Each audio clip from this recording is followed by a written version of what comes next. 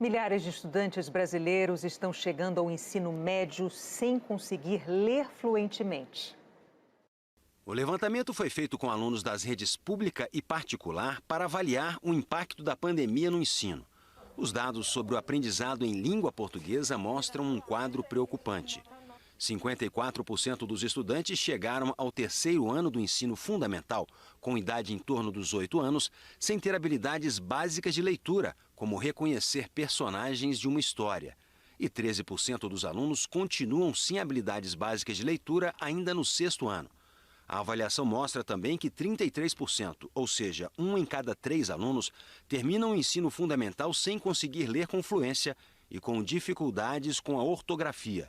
A presidente executiva da ONG Todos pela Educação pede urgência na solução do problema, que se agravou com os 2 anos de pandemia. É fundamental resolver a questão da alfabetização na idade certa, porque as crianças nessa idade precisam consolidar esses conhecimentos, essas habilidades, para conseguirem finalizar a sua trajetória escolar na educação básica com sucesso, com aprendizagens, com tudo aquilo que ele tem direito de aprender durante esse período. Essas mesmas deficiências foram verificadas nesta escola pública que fica a 32 quilômetros de Brasília.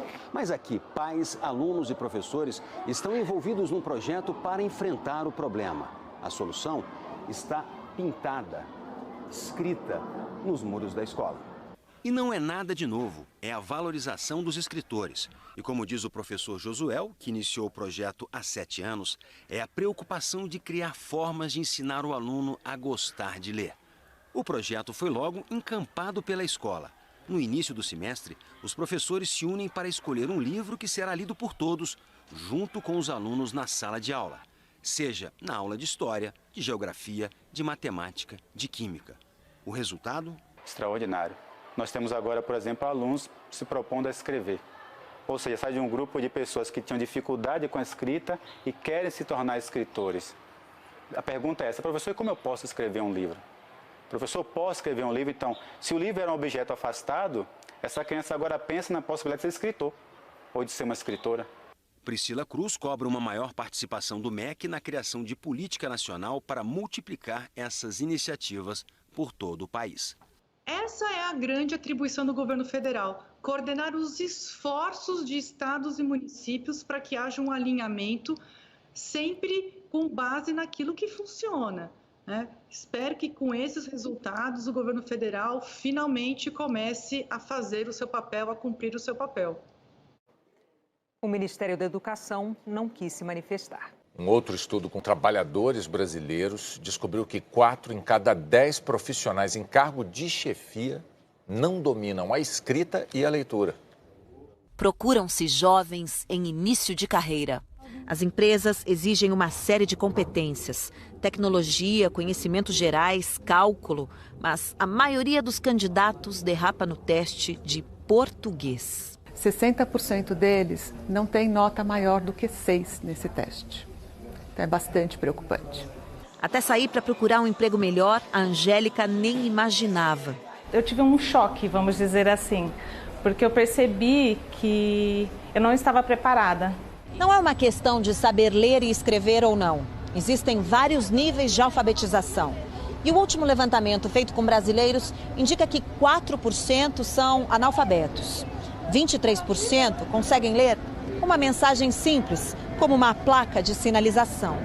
A maioria, quase a metade, entende um texto básico, um post, na rede social. Agora, menos de 1/4 dos brasileiros vai sair de uma farmácia depois de comprar um remédio e conseguir compreender a bula, considerada um texto científico.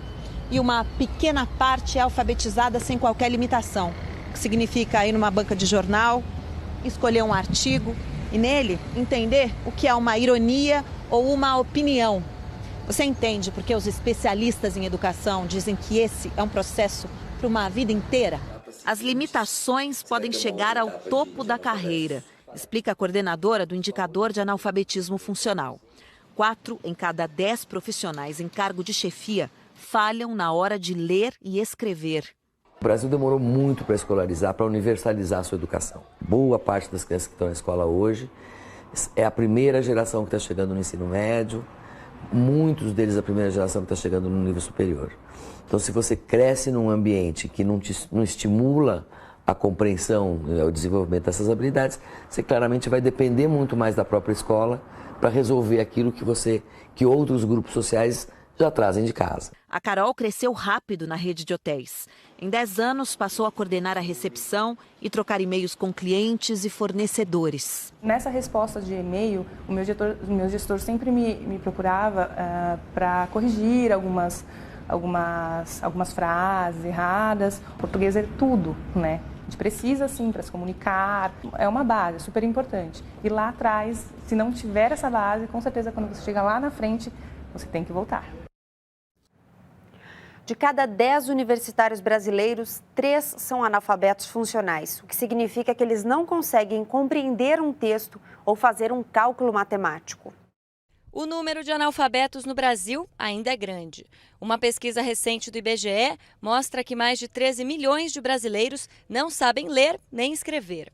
Esse dado coloca o país em 8º lugar no ranking da Unesco, que avaliou o analfabetismo em 150 países. Outro levantamento é ainda mais assustador. 38% dos estudantes universitários brasileiros são analfabetos funcionais, ou seja, têm dificuldade para realizar tarefas simples, como a leitura e compreensão de um texto ou um cálculo matemático. O universitário é o final de um processo tão incompetente de educação, desde a pré-escola, que não dá para ter outro resultado. A proliferação de cursos universitários, muitos sem condições mínimas de aprendizado, contribui para agravar ainda mais o problema. O diploma conseguido sem uma boa formação pode acabar não valendo nada na hora de conseguir um bom emprego. Uma das coisas que mais tem chamado a atenção, na seleção de estudantes universitários é justamente a quantidade de erros no teste ortográfico. O primeiro teste, aplicado por uma agência de estágios, que consiste em um simples ditado, reprovou quase 30% dos candidatos. De 30 palavras usadas no cotidiano, como 600, escassez e artificial, foram constatados pelo menos 7 erros. Com isso, a dificuldade de selecionar um bom profissional aumenta ou o critério de seleção muda. Em alguns momentos, algumas empresas precisam baixar o crivo na seleção e formar esse estudante, contratá-lo, selecioná-lo mais no início do curso, para ter um tempo de formá-lo. Para resolver o problema da educação e fazer com que o ensino superior seja de fato garantia de um bom futuro profissional, a mudança tem que ser grande. Tem que melhorar a qualidade do sistema educativo brasileiro. E não é possível melhorar a qualidade se a gente não estabelecer os padrões, porque tem que ficar claro o que é o resultado da educação infantil, o que é o resultado da educação no primeiro ciclo, no segundo ciclo, no ensino médio e no ensino superior. Olá, amigos do YouTube. Nós vamos responder uma pergunta, não é bem uma pergunta, é mais um comentário do Lucas Sanches. O Lucas diz assim: eu gostaria muito que vocês fizessem um vídeo falando também sobre a sua relação e experiências com a literatura e as artes. Porque você não só escreve, como lê. E há um estigma muito grande sobre certas profissões, como médicos, juristas, etc., que não têm tempo para ler, ele colocou entre aspas. Muitos dos que os almejam acabam por dedicarem-se demais a vestibulares, por exemplo, e já na faculdade abandonam o hábito da leitura. Olha, Lucas, eu acho que eu devo, quem eu sou, à leitura.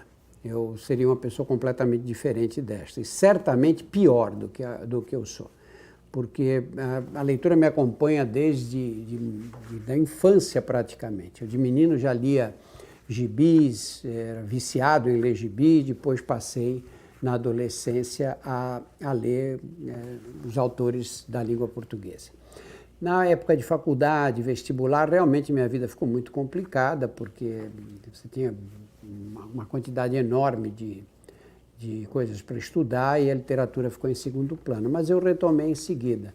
Eu tenho um enorme prazer, porque você quando lê, a leitura é o mais completo de todos os exercícios intelectuais. Você, enquanto está lendo, está vendo a imagem, você está criando uma imagem, você está ouvindo um som, você está ouvindo a voz do narrador. Ele estimula diversas áreas do cérebro.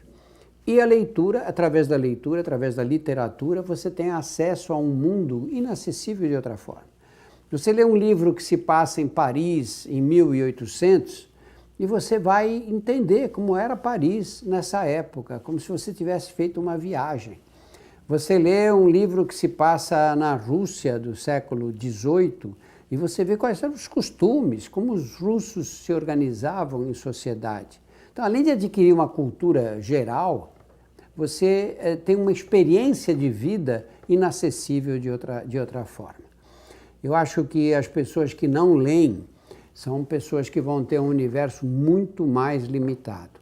Aqueles que leem, e leem diversos tipos de autores, são pessoas que adquirem uma cultura que as torna muito mais interessantes, muito mais preparadas para encarar os desafios da vida.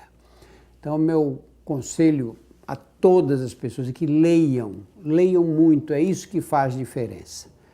Você vai ser uma pessoa mais ou menos interessante dependendo do teu passado literário, do que você leu na vida.